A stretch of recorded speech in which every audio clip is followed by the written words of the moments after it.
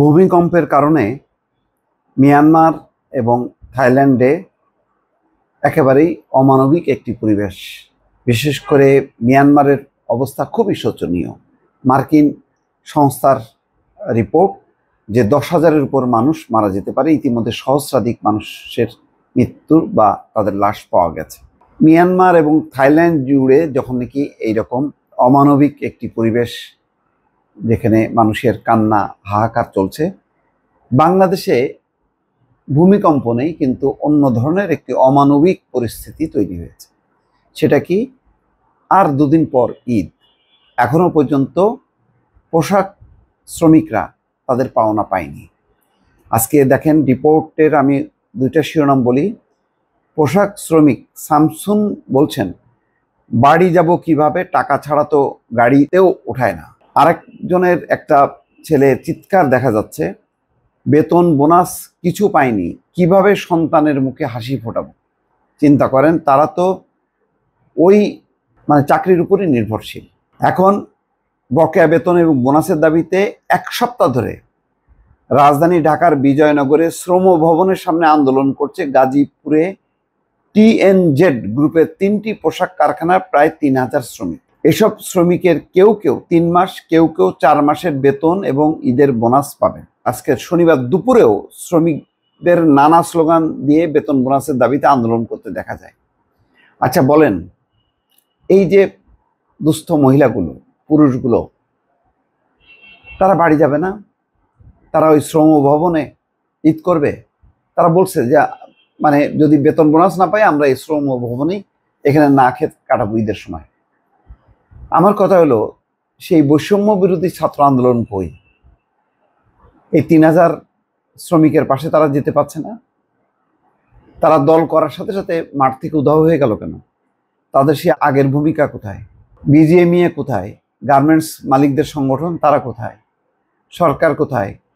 Brigadier Shawkat কি বলেছিলেন যে 12টা পোশাক কারখানার মালিককে বিদেশ যেতে দেওয়া হবে না, তাদের ভিসা নিষেধাজ্ঞা দেওয়া হয়েছে। তো ভিসা নিষেধাজ্ঞা দেওয়াতে কি হয়েছে? তো তারা ঢাকাতেই থাকবে, যাবে না। সমস্যা কি? ঢাকায় এক একজনের তাদের বাড়ি হচ্ছে ওই বিদেশের বাড়ির চেয়েও দামি বাড়ি। সমস্যা কি? সমাধান তো হলো না। তাদের কাছ থেকে টাকা আদায় করা গেল না কেন? সাথে সাথে ঘোষণা করা গেল না যে যদি শ্রমিকদের পাওনা না দেয়, তাদেরকে একদম স্ট্রেট কারাগারে ঢোকানো হবে, জেলের ভাত খাইতে হবে। ঈদের সময় তারা জেলের ভাত খাবে, আর এই 3,000 শ্রমিকদেরকে পুরো সরকার বিরিয়ানি খাওয়াবে এবং প্রত্যেকটা প্যাকেট দিয়ে দেবে, যাও বিরিয়ানি খাইতে খাইতে বাড়ি যাও, ঈদ করে আসো। তারপরে কি করবে?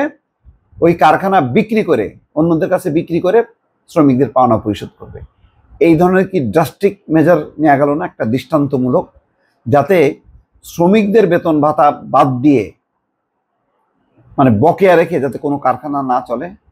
এইসব কারখানা চলার দরকার কি? কোনো দরকার নেই তো।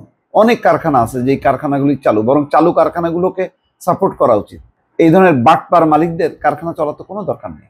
কিন্তু সরকার, ওই যে দেখলাম পত্রিকায় যে 12টি পোশাক তৈরির কারখানার মালিকের বিদেশ যাওয়ার নিষেধাজ্ঞা, দেখলে মনে হয় তো বিশাল ঘটনা, আসলে তো কিছুই না। তারা গেল না, তাতে কি আছে? কিন্তু এই কারখানাগুলির শ্রমিকরা, এখানে বলা হচ্ছে যে অর্ধেকের বেশি কারখানা প্রতিশ্রুতি অনুযায়ী সময় মতো বেতন ভাতা তারা পায়নি, আরো অনেকে পায়নি, হয়তো তারা শ্রম ভবন পর্যন্ত আসে নাই। তাহলে সম্মিলিত এফোর্ট কোথায় গেল? সরকার, BGMEA কোথায় গেল? বৈষম্য বিরোধী ছাত্র আন্দোলন, ওরা কোথায়? এই দুর্যোগের সময়, এই সময় তো থাকতে হবে মানুষের পাশে। বিভিন্ন জায়গায় দেখি বিএনপি ঈদের উপহার বিতরণ করতেছে, ঈদ সামগ্রী বিতরণ করতেছে। তো এখানে কি যাইতে পারে না? তাদের কাছেও ঈদ সামগ্রী দিয়ে, তাদের খাবার দিলে তাদের তো একটু সাপোর্ট হয়, যে না আমরা আপনাদের পাশে আছি, আপনাদের জন্য আন্দোলন করছি। কই রাজনৈতিক দল কোথায়? কাউকে তো দেখা যাচ্ছে না। মানুষের একদিকে তাদের চিৎকার কান্নাকাটি, আর একদিকে হলো আমরা ঈদের উপহার বিতরণ করতেছি। আমরা ঈদের প্রস্তুতি নিচ্ছি কিসের ঈদ? এই মানুষগুলোকে শ্রম ভবনে তারা ঈদের দিন না খেয়ে থাকবে, আর আমরা ঈদ করব? এটা হয় কখনো? মালিক কোথায়? মালিককে অ্যারেস্ট করা হয়েছে? এই কারখানাগুলোকে বিক্রি করার জন্য কোনো উদ্যোগ নেওয়া হয়েছে? কিছুই তো দেখছি না। খুবই দুঃখজনক। আমি সেজন্য বলছি যে প্রাকৃতিক দুর্যোগ, এটা তো আর হাত নেই মিয়ানমার বা থাইল্যান্ডের। সেখানে একটা আর্তমানবতার একটি মানে চিৎকার শুনছি, হাহাকার শুনতেছি। আর আমার এখানে আমরা নিজেরা শ্রম শোষণ করছি, নিজেরা মানুষের সৃষ্ট দুর্যোগ আমরা এখানে কায়েম করছি বা দুর্যোগ সৃষ্টি করছি আমরা। খুবই দুঃখজনক দর্শক। ভালো থাকবেন। আল্লাহ সবাইকে হেফাজত করুন। আল্লাহ হাফেজ।